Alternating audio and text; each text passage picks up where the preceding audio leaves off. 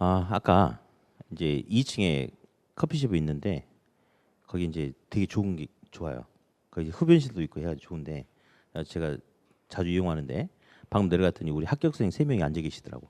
그래가지고 이제 먼저 본인이 이야기하기 전에는 저막 그래 지금 안녕하세요 딱 이제 안녕하세요 하길래 셋 다 벌떡 일어났고 웃으면서 안녕하세요 하는 거야. 그래가지고 시험은 했더니 다 합격했어요 그런 거예요. 근데 셋 다 반응이 또 그래. 제가 저번 주 그랬죠. 네. 이제 앞전 시험 같은 경우는 오는 거 틀린 게 너무 이제 쉽게 나왔고 또 이제 계산 문제 중에 5문제는 아주 수월한데 5문제가 이렇게 아주 어려워 버리면 괜찮은데 보기에는 아주 쉽게 보였으나 안 나왔다고. 그 학생들도 옳은 거 틀린 거 이거 다 맞추고 헷갈리는 거 틀리고 할 수 있는 것만 하고 그렇게 또 선택해서 찍어서 해가지고 다 좋은 결과가 나왔더라고요. 학교는 쉬웠대. 그럼 쉬웠으면 85점 나와야 되는데 어떤 학생은 75점, 어떤 학생은 70점 잘했죠. 근데 또 어떤 학생은 그 67.5점인가 마음 그래. 보세요. 그러니까 합격은 어려운 게 아니야. 쉬운 것만 골라 풀면 합격하는데 아무 지장 없어요. 아무 지장. 그래서 아무튼 우리도 열심히 해서 내년에는 저희 밑에 있는 저 학생들처럼 여유로운 모습. 지금 심정이 어때요? 그랬더니 너무너무 행복하다는 거예요. 그리고 또 그 밑에 여학생이 하나 있었는데 맞아. 그 제가 저번에 이제 동영 모의고사를 4번 하는데 이제 같은 영역끼리 이렇게 동일한 테마끼리 묶어서 이렇게 나오는 거 3번 하고 마지막 4회차 때는 이렇게 섞어버린다고 그랬잖아요 영역을. 근데 그 학생이 맞아. 이 학생 중에 하나 저기 있는 학생이 거의 울었어요. 평상시 모의고사를 보면 이렇게 시험을 보면 거의 막 75점 밑으로 잘 안 떨어진대. 근데 그때는 55점이 나보는 거예요. 4회차 때 섞어버리니까. 그래가지고 막 울면서 이제 이렇게 하면 나 합격 못하면 어떻겠냐 뭐 이제 이런 소리 했어. 근데 그때 경험이 너무너무 좋았다는 거야. 그래서 이렇게도 나올 수 있거나 그러나 나중에 보니까는 문제가 이렇게 그때 이제 9월달에 4회차 때 했는 거 보니까 개별 문제는 다 풀만했는데 섞어버리니 혼란스럽다 이거지. 그래서 자기가 그래 문제는 이렇게 나오든 저렇게 나오든 차분하게 이렇게 쉽게 풀면 된다. 뭐 이런 생각을 했다는 거야. 근데 딱 앞전 시험에 몇 년에 한 번씩 나오는데 섞어서 나와버렸잖아요. 그러니까 그런 대비가 되니까 또 합격하고 씩 웃고 그러지 않겠어요? 아무튼 시킨 대로만 열심히 하시면 됩니다. 찍소리 하지 말고 그렇게. 자 이제 하나만 더 하고 바로 부동산 경기 변동 넘어갈 텐데 이제 칠판에 이걸 볼 거예요. 가격 탄력성이라는 용어가 있어요. 이제 가격 탄력성. 근데 통상 가격이란 말을 생략하고 그냥 하거든요. 그러면 탄력성은 있잖아요. 가격이 달라짐에 따라서 가격의 변화율에 따라서 수요 또는 공급량의 변화율로 측정하는 게 가격 탄력성인데 먼저 볼까요? 우리 공급의 탄력성 볼게요. 공급 탄력성. 그러면 가격과 공급은 비례하죠. 가격이 상승하면 공급량도 증가하고 가격이 하락하면 공급량도 감소하고 그래서 예를 들어서 가격이 10%가 비싸진 거야. 그랬더니 공급량이 15%가 증가해요, 감소해요. 가격이 상승하면. 가격이 상승하면 공급량은 증가하는 거죠. 그래서 공급량도 15%가 증가했대. 그러면 1.5가 되겠죠. 전혀 문제가 안 돼요. 근데 이제 수요 탄력성 한번 볼게요. 수요 탄력성은 가격이 10%가 상승하니까 비싸지니까 그러면 수요량은 증가하겠어요, 감소하겠어? 만약에 수요량이 15%가 감소했다. 그러면 분모, 분자, 부호가 서로 반대니까 마이너스 1.5가 돼야 되겠죠. 10분의 15니까. 그죠? 근데 있잖아요. 가격과 수요량은 반비례 관계예요. 가격과 수요량은 반비례 관계니까 여기가 플러스면 여기가 마이너스고 여기가 가격이 하락하면 수요량은 증가하고 둘이 부호가 반대니까 그 값은 마이너스가 나오는 거예요. 근데 절대값을 씌워가지고 그냥 1.5라고 불러줍니다. 근데 이런 절차는 무시하거든요. 그래서 나중에 이제 계산 문제 하다 보면 먼저 어차피 10분의 15 이런 것만 나오는데 아무튼 가격과 수요량은 반비례 관계니까 정확하게 계산하면 마이너스가 나오는 건데 마이너스를 빼고 그냥 읽는 거예요. 그래서 마이너스라고 붙이는 게 아니고 그냥 뭐라고 한다? 1.5. 예, 1.5. 마이너스인데 절대값을 씌워서 가는 거니까. 그래서 분자 분모가 서로 반대인데 부호가 반대인데 수요는 어차피 반비례 관계니까 그 마이너스를 반영하지 않고 그냥 뭐라고 한다? 그냥 1.5라고 읽어준다는 거. 쓸 때도 마이너스 1.5 쓰면 안 돼요. 예. 그래서 아무튼 요거 하나만 기억하시고.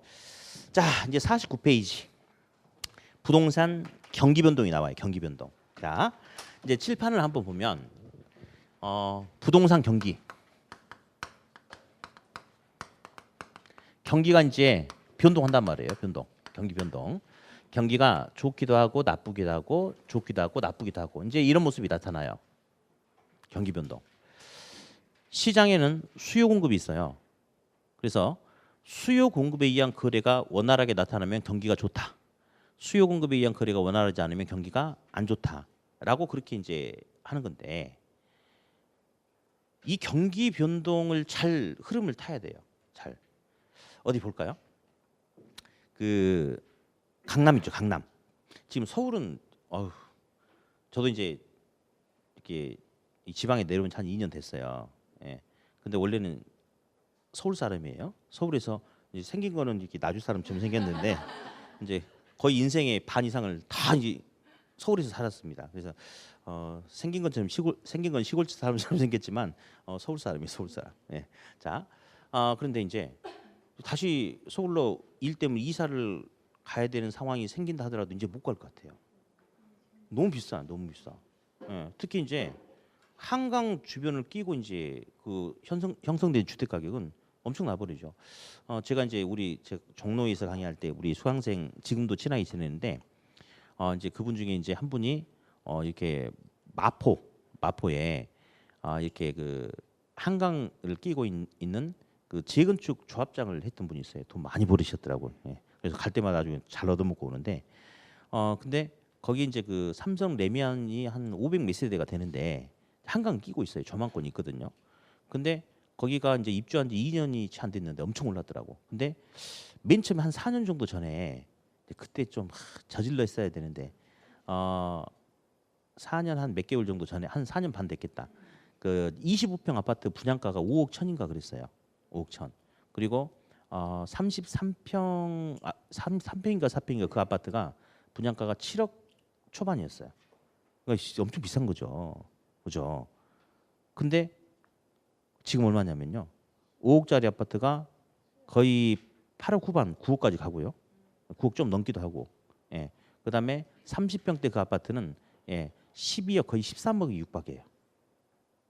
강의를 할 게 아니고 그런 거를 저질러 있어야 되는데. 예. 이게 참 그 부동산은 좀 이렇게 앞뒤 지으면 좀 안 되는 것 같아요. 막 과감하게 지르고 뭐 대출도 받고 막 해야 되는데 이제 저는 성향이 남한테 아쉬운 소리 하고 살지 말자. 그게 신조예요. 그래서 가진 것도 별로 없는데 빚이 하나도 없어요.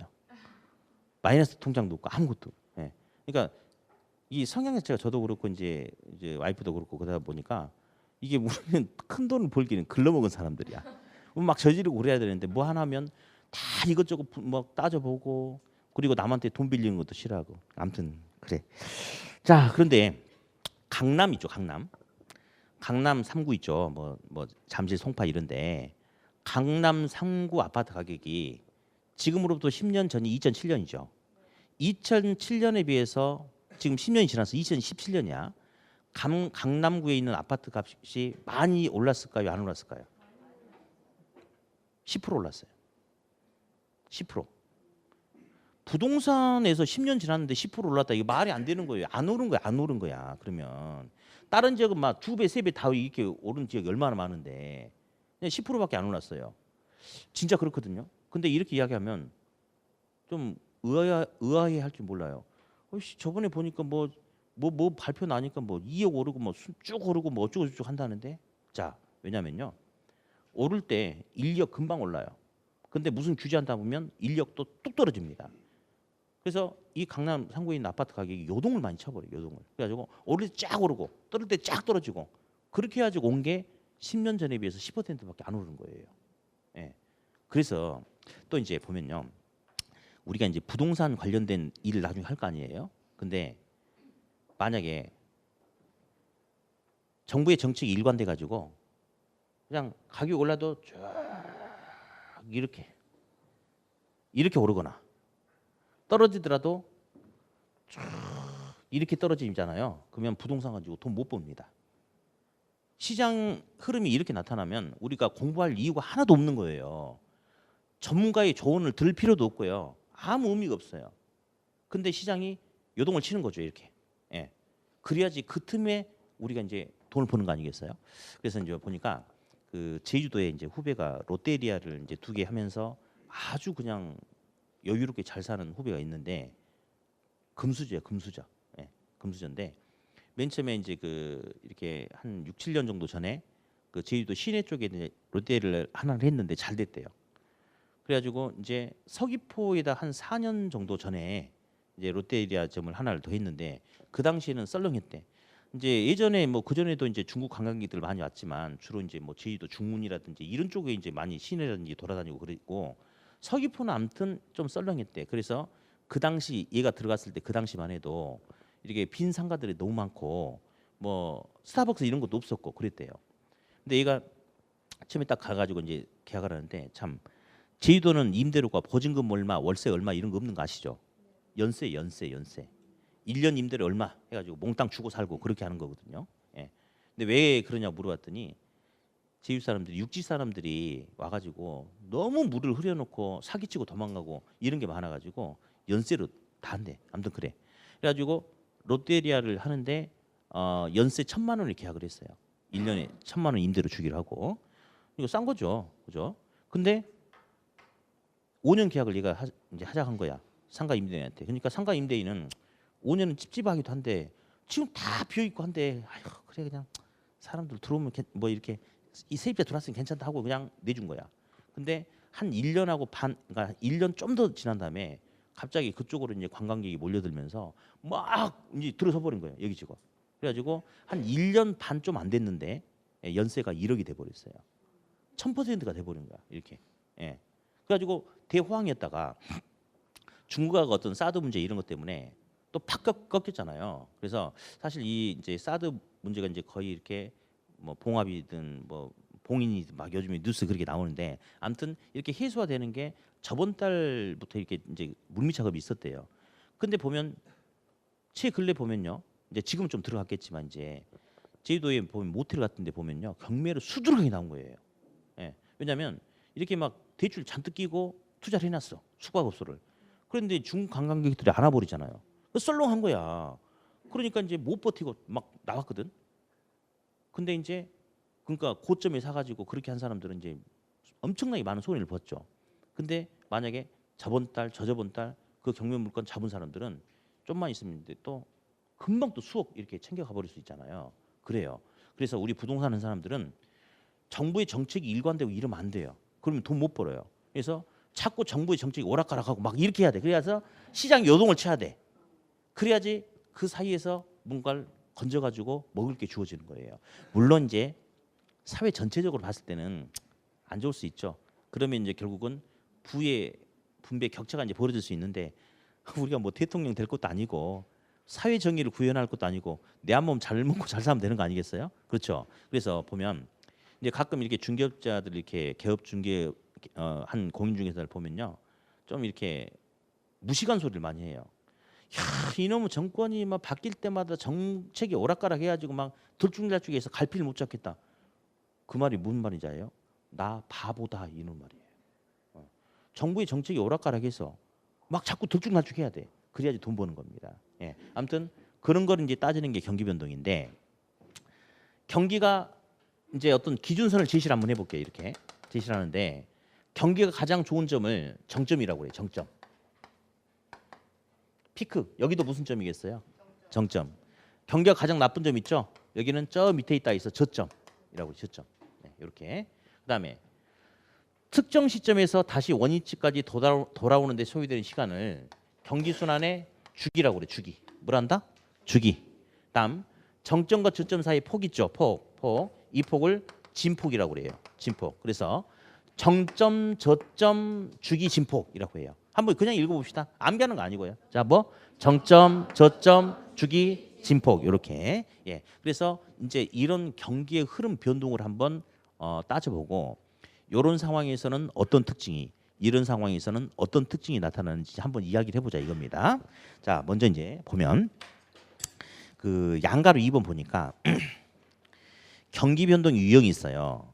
거기 동그라미 2번에 유형이란 말 있죠. 거기서 두 번째 무슨 변동이 있어요? 네, 49페이지 하고 있어요. 49페이지. 계절적 변동 하나 체크 한번 해볼게요. 표에 계절적 변동. 네 번째는 무슨 변동이 있나요? 무작위적 변동 가로 열고 불규칙적 변동 한번 써볼게요.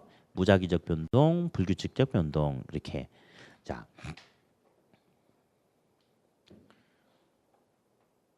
스키장 인근에 숙박업소, 상가. 대학생들이 1년 내내 공부하는 거 아닌가 아시죠? 방학 있죠. 대학교 인근에 뭐 어떤 하숙집, 원룸 이런 것들은 1년 내내 호황이거나 1년 내내 불황이 아니고 계절에 따라서 호황과 불황이 이렇게 반복되지 않습니까? 그런 경우를 계절적 변동이다라고 불러줍니다. 무슨 변동? 계절적 변동. 그래서 시험에 있잖아요. 대학교, 방학, 스키장 나오면 무조건 계절이야, 계절. 계절에 따라 달라지니까. 다음. 정부의 파리 부동산 대책 있죠. 파리. 이 파리가 파리가 아니고 뭐예요? 그렇지. 파리지. 그렇죠. 그래요. 아, 나는 농담하려고 했더니 예. 예. 82죠. 82. 82가 뭔데? 8월 2일. 자, 그러면 작년에도 8월 2일 날 이 똑같은 내용이 나왔나요? 내년에도 나올까? 그래서 정부의 정책이라든지 뭐 글로벌 금융위기라든지 뭐 이런 것들은 매년 똑같은 것이 똑같은 시기에 반복되는 게 아니고 느닷없이 시장 상황에 따라서 갑자기 나타났다가 시장 영향을 주는 거죠. 그러니까 규칙적이지 않대요. 그래서 불규칙적 변동 또는 무작위적 변동이다라고 한다는 거. 그래서 가끔 이 두 개 용어를 가지고 구분하는 게 한 번씩 시험에 나와주기도 하고요. 네, 다음 이제 한 장을 넘겨서 이제 50페이지 이제 넘겨 보면요. 이제 아까 제가 이야기했던 정점, 저점, 주기, 진폭 뭐 이런 것들이 나와요. 근데 이 용어를 알아보자. 이건 의미가 없고 이 흐름 속에서 이제 우리는 인문서이기 때문에 진짜 시험에 중요한 게 안 나왔어요. 인문서는 그냥 맛만 보고 버릴 책이니까 그냥 그랬는데 책에는 안 나왔지만 시험에 가장 강조하는 부분이 있어서 그거를 한번 좀 다뤄볼게요. 어떤 게 있냐면 자 이제 시간이 흘러가는데 여기를 1번이라고 할게요. 1번. 시간이 흘러가요. 시간. 그러면 1번 시기는 시간이 가면 갈수록 경기가 더 좋아지는 거예요? 망가지는 거예요? 나빠지는 거죠? 그렇죠? 그래서 이 1번을 뭐라 불러주냐면 하향시장이다라고 불러줍니다. 무슨 시장? 하향시장. 여기 바닥이야. 바닥. 저 밑에 바닥. 여기는 2번이라고 할게요. 2번은 자 경기가 바닥을 치고 살아나기 시작하는데요. 자 환자 수술했어요. 수술 끝나자마자 바로 뛰어다니나요? 회복 기간을 거쳐야 되지 않나? 그죠? 그러면 바닥에서 2번은 경기가 아주 좋은 건 아니고 점차 회복기로 접어드는 시기예요. 그래서 2번은 회복하는 시장이다 해서 회복 시장이라고 불러줍니다. 3번. 여기 3번인데 3번은 회복되는 정도가 아니고 경기가 매우 활성화되는 시기예요. 아주 확장되는 시기. 그래서 3번은 상향시장이다라고 불러줍니다. 무슨 시장? 상향시장. 다음 여기 4번. 4번은 자 경기가 아주 좋다가 팍 나빠지는 게 아니에요. 예. 후퇴 조짐을 보이고 나빠지는 거거든요. 그래서 4번은 무슨 시장이라고 불러주냐면 후퇴 시장이라고 먼저 불러줘. 후퇴하는 시장. 이게 바닥 저점이거든요. 5번. 5번은 이제 후퇴하는 정도가 아니죠. 경기가 망가지는 거 아닙니까? 그렇죠? 그럼 5번은 무슨 시장이랄까요? 예, 하향 시장이다. 예, 상향, 하향 이렇게 이야기합니다. 이렇게 시장. 이런 흐름이 나타나요. 그러면 이제 우리 화살표를 한번 해볼게요. 하향 시장은 경기가 아주 나쁜 시장이다라고 해도 되겠습니까? 그렇죠? 근데 회복 시장이 되니까 반대로 경기가 아주 좋아지는 시장이라고 해도 되겠어요? 안 되지. 아주 나빴다가 점차 회복하려는 좋아지려는 모습이 나타나기 시작하는 시장이다라고 해야 되겠죠. 이렇게. 다음 상향시장은 경기가 좋아지기 시작한다가 아니고 경기가 아주 좋은 시장이다라고 이야기해도 되겠어요? 아, 맞아요. 그렇다가 아주 좋다가 반대로 경기가 점차 확 나빠지는 건 아니고 나빠지기 시작하는 시장이다라고 표현해도 되겠죠. 그렇죠? 하향 시장은 경기가 아주 나쁜 시장이다라고 표현해도 되겠습니까? 맞죠? 자, 그러면 이제 우리 책에는 없는데 이제 나중에 기본서가 나오면요. 가끔 주절주절 막 많이 나와. 근데 다 안 읽어도 돼요. 이 화살표만 그릴 줄 알면 기본서에 있는 양을 쫙 줄여버릴 수 있어요. 한번 해볼까요? 부동산 거래가 거의 없었죠. 반대로 회복시장으로 접어들m에 따라서 거래가 발생하기, 증가하기 시작하죠. 거래가 아주 활발한가요? 그죠? 반대로 후퇴시장으로 접어들m에 따라서 거래가 증가, 감소하기 시작하는 거죠. 거래가 거의 나타나지 않는다. 공실률 아시죠? 공실률. 빈 사무실, 빈 지분 공가율 둘이 똑같다고 생각하시면 돼요. 공실, 공가 똑같다. 경기가 안 좋으면 빈 사무실, 빈 주택 많죠. 자, 공실률이 엄청 많죠. 반대로 공실은 감소하기 시작하죠. 공실은 거의 나타나지 않고 다시 반대로 공실이 점차 증가하기 시작하고 공실이 엄청 많다. 이렇게. 건축허가 신청 건수란 것도 있어요. 그럼 누가 사줄 사람이 있어야지 건축허가를 신청하겠지. 자, 건축허가 신청 건수가 거의 없었죠. 자, 증가 감소로 대답해야 돼. 회복시장으로 접어들m에 따라서 건축허가 신청 건수가 증가하기 시작한다. 건축허가 신청 건수는 엄청 많아진다. 반대로 후퇴시장으로 넘어섬에 따라서 들어감에 따라서 건축허가 신청 건수가 감소하기 시작한다. 건축허가 신청 건수는 거의 나타나지 않는다. 이렇게. 예. 그러니까 이 화살표 연습만 하면요, 기본서에 있는 많은 내용들을 하나도 잊지 않고 정리가 될 수가 있어요. 다시 합시다. 하향시장 경기가 아주 나쁜 시장이다. 반대로 회복시장 경기가 좋아지기 시작하는 시장이다. 상향시장 경기가 아주 좋은 시장이다. 반대로 후퇴시장 경기가 나빠지기 시작한다. 하향시장 경기가 아주 나쁘다. 이렇게. 우린 지금 공부를 하고 있는데 어느 정도 있으면 좋겠어요? 지금? 상향 같은 소리 하지 마시고 뒷자리로 가세요. 뒷자리로 가. 그러려면 이제 우리는 뭐 이제 잘 모르니까 한 요 정도 있겠죠. 요 정도. 아주 열심히 해서 한 요 정도까지만 올라오면 돼. 예. 상향시장 중간까지도 아니고 요 밑에 이 턱까지만 올라가면 됩니다. 예. 자, 이렇게 이제 여기서 두 가지 개념을 잡아야 돼요. 두 가지 개념을.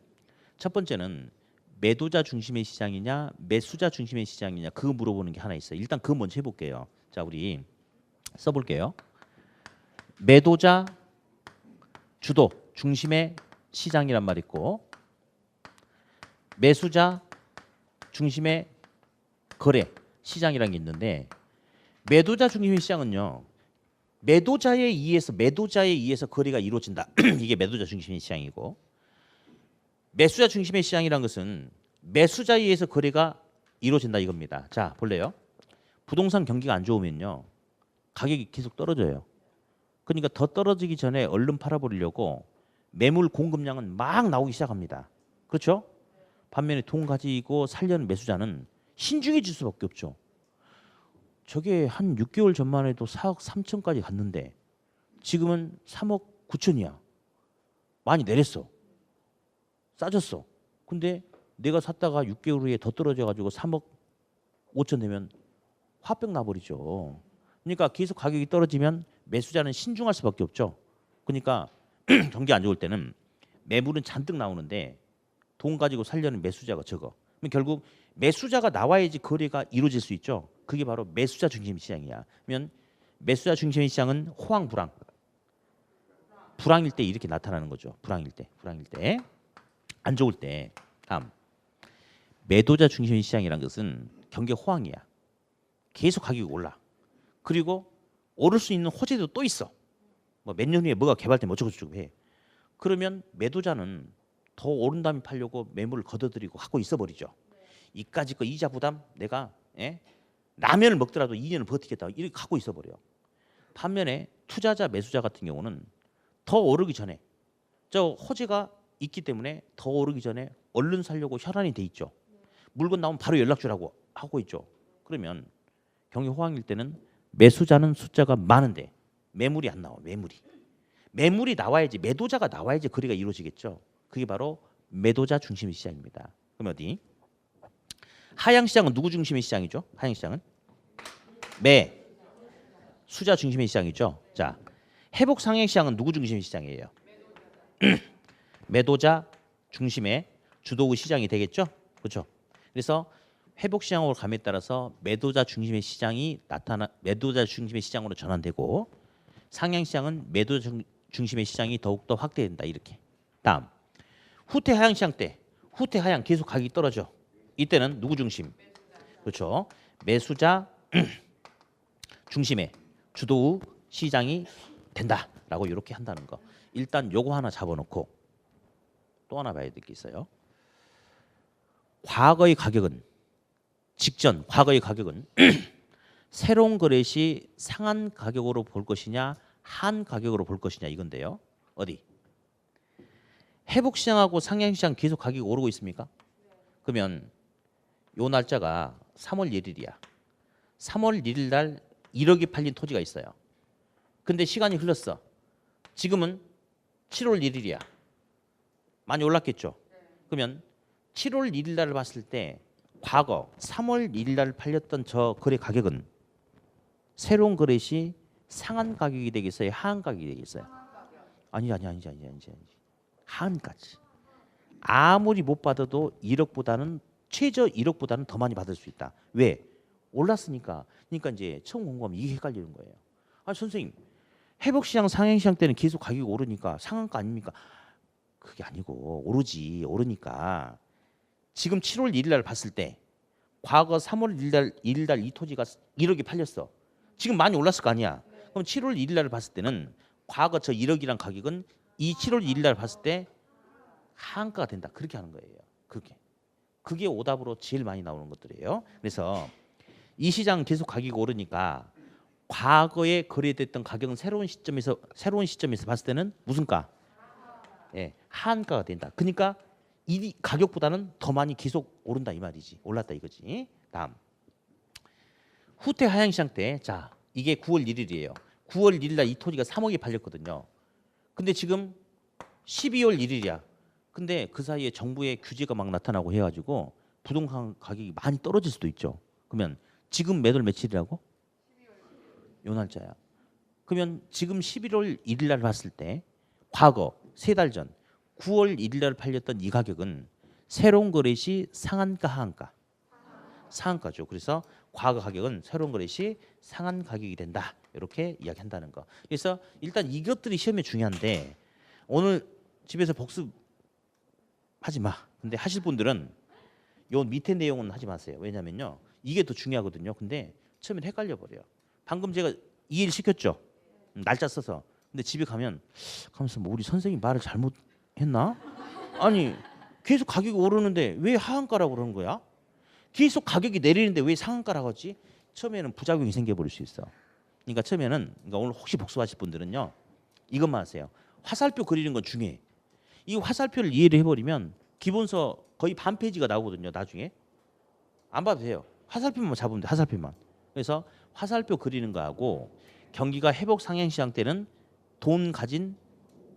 물건 가진 매도자 중심의 시장이 되고 경기가 나쁨에 따라서 계속 가격이 떨어지는 후퇴 하향시장 때는 매수자 중심의 시장이 된다. 그 정도만 딱 잡고 그냥 넘어가고 복습을 안 했으면 좋겠어요. 뭐 그래요. 복습을 지금 하면 언제 안 좋을 수가 있어. 그 공부도 있잖아요. 자기가 뭔가를 알아들을 정도가 되고 스스로 걸러내고 정리할 수 있는 그 정도 이게 준비가 된 상태에서는 복습이 중요하지만 아무것도 모르는 상태에서 책 보면 오히려 헷갈리니까 그냥 집에 가서 복습하지 말고 노르세요. 영화 다운받아 영화 보고 그냥 노르세요. 근데 올해까지만 그렇게 하시고 내년에는 그러면 안 되고 아무튼 지금 듣는 게 더 중요해요. 듣는 게. 예. 다음 51페이지 거미지 모형. 거미지 모형.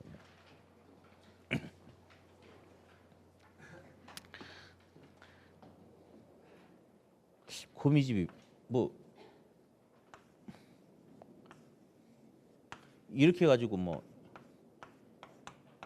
이렇게 생긴 게 거미집 아니겠습니까?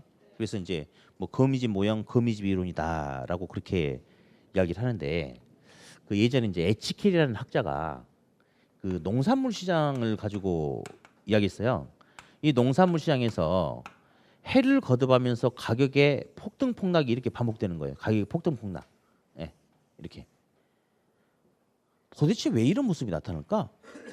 그 원인을 규명하기 위해서 나온 이론이 이제 거미집 모형, 거미집 이론인데, 근데 이제 내용 설명하기 전에 우리 한 번 더 의문을 가져볼 게 있어요.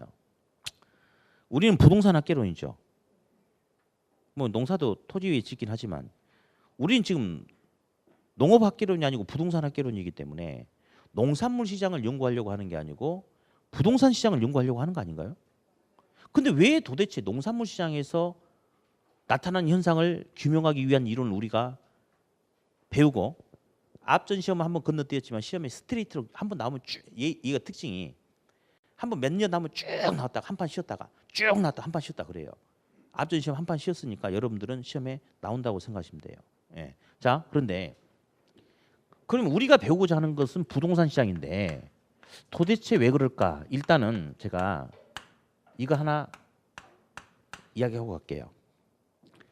공급의 탄력성 아까 들어봤죠? 배추도 씨 뿌리면 하루 이틀 만에 바로 수확이 됩니까? 아니요. 시간이 걸려요. 공급에는 시간이 걸리죠? 부동산도 착공하면 바로 완공되나요? 아니요.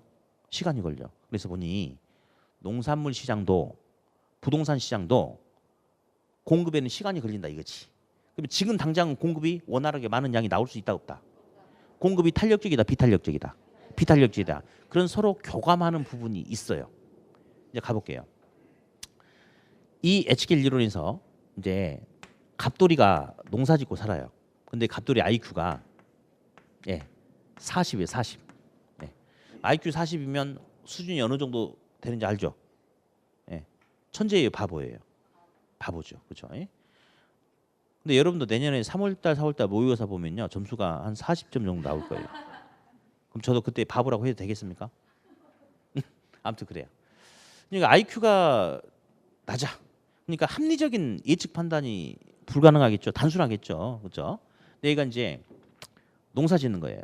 배추 농사를 짓는데 배추 시세를 알아보려고 농사 짓기 전에 한번 시장 조사해야 되겠죠. 그래서 공판장 가봤어요. 그랬더니 배추 가격이 세상에 한 포기에 10,000원에 거래가 되고 있는 거예요. 10,000원에.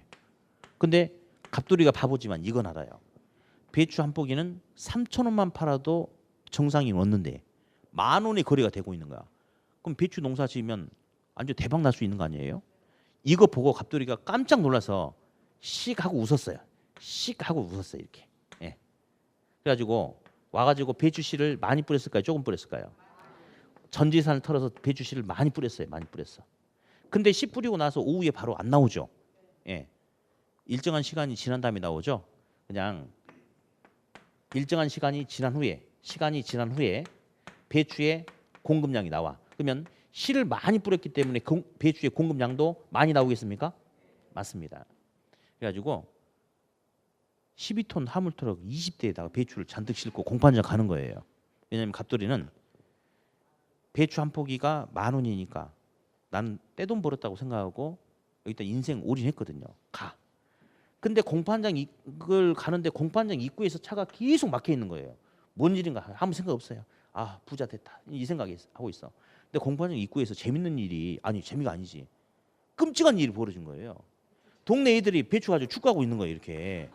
얼마짜리? 어이씨. 10,000원짜리 축구. 근데 몇 번 차면 깨져. 너무 말도 안 나오네. 아무튼 그랬어요. 공판장에 했더니 온 천지가 배추예요. 배추 한 포기 1,000원이에요.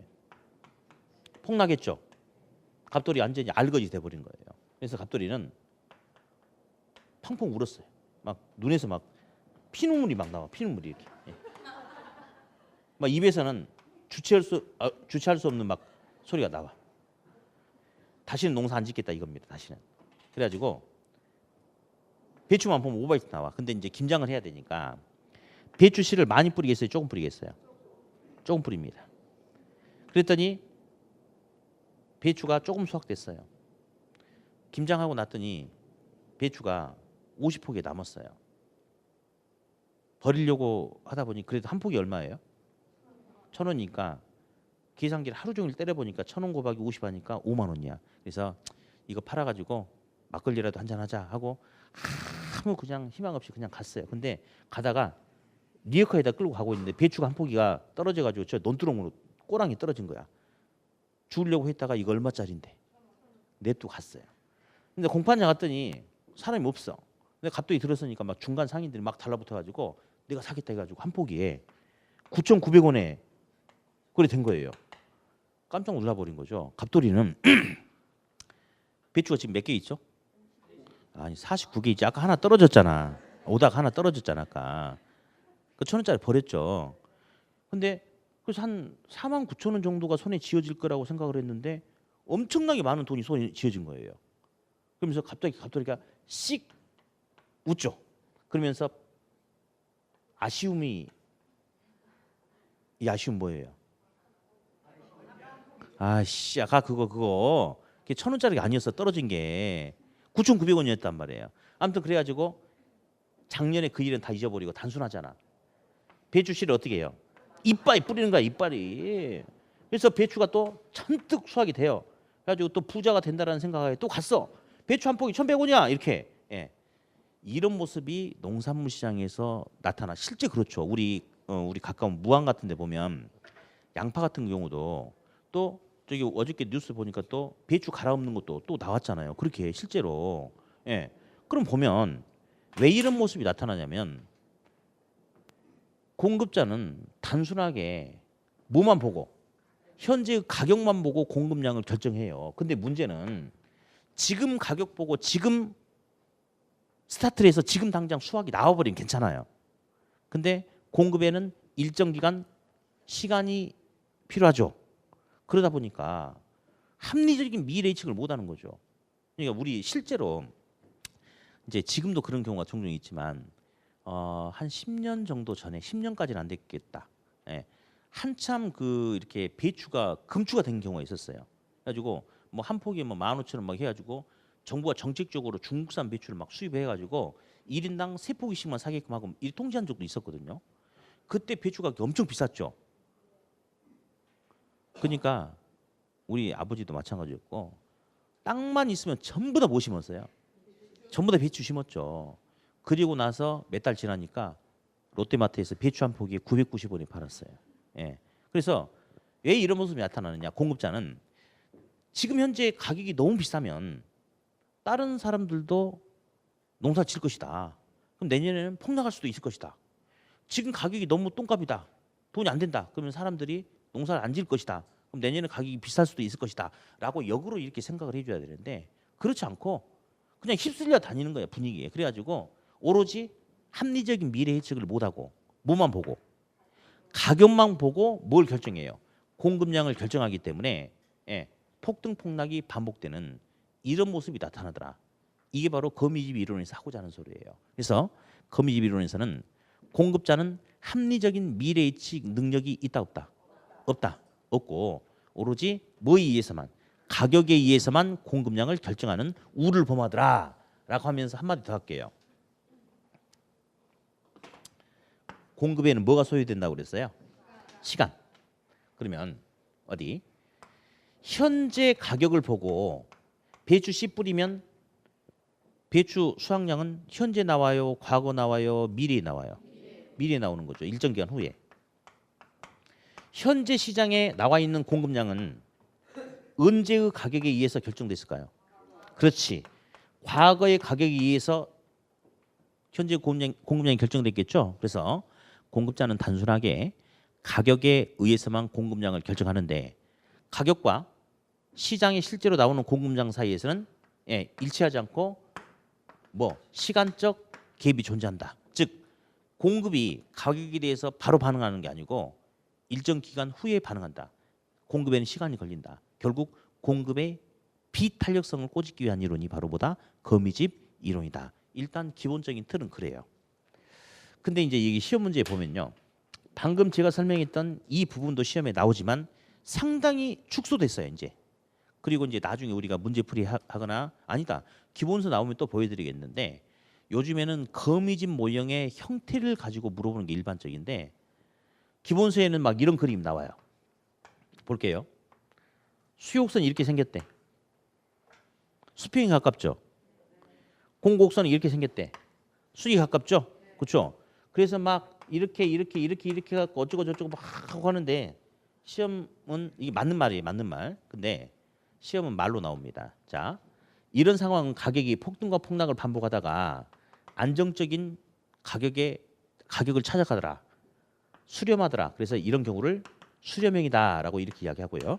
그냥 듣는 거예요. 이번에는 수요가 수익이 가깝고 공급이 수평이 가깝대. 그러면 가격이 폭등 폭락을 하다가 계속 가격이 벌어져 버린대.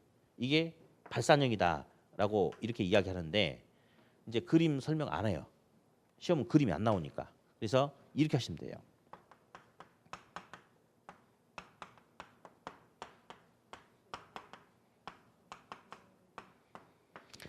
묶어서 시작. 수탄수 공탄발. 자, 수요 탄력성이 더 크면 수렴형이다. 공급의 탄력성이 더 크면 발산형이다. 이 말 하고 싶은 거였어요. 그래서 우리는 앞으로 수탄수 공탄발 이렇게 할 거예요. 자, 묶어서 자 시작.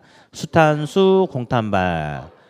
수탄수는 뭐의 탄력성이 더 크면 수요 탄력성이 더 크면 무슨 형이고 수렴형이고 공탄발은 뭐의 탄력성이 더 크면 공급의 탄력성이 더 크면 발산형이다. 해서 수탄수 공탄발 그렇게 하면 됩니다. 이렇게. 자, 일단 오늘 진도는 여기까지 했는데 할 게 다시 있어요.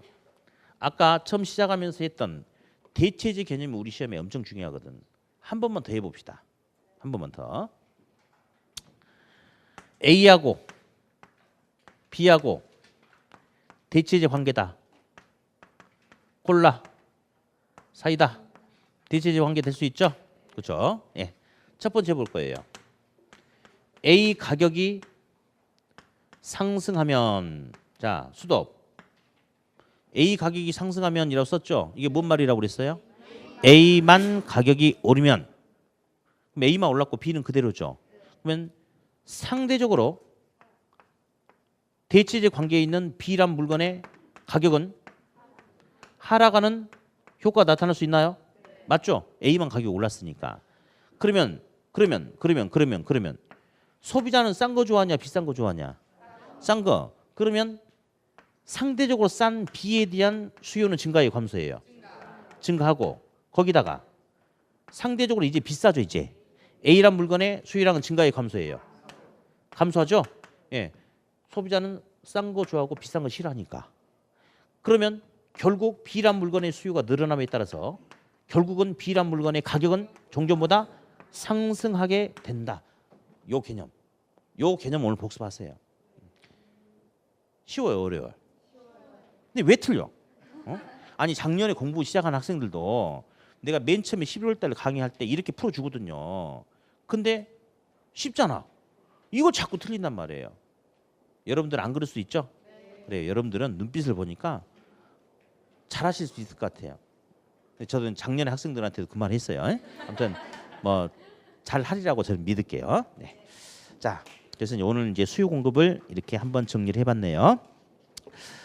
오늘 날씨가 좀 눈 올 날씨도 같고 그런데 눈이 한번 왔으면 좋겠는데. 자, 아무튼 오늘도 즐겁게 공부 잘했고 다음 주도 결석하지 말고 학원에 또 와가지고 재밌게 수업 같이 하도록 합시다. 네, 자 고생하셨고 다음 주에 다시 뵙겠습니다. 수고하셨습니다.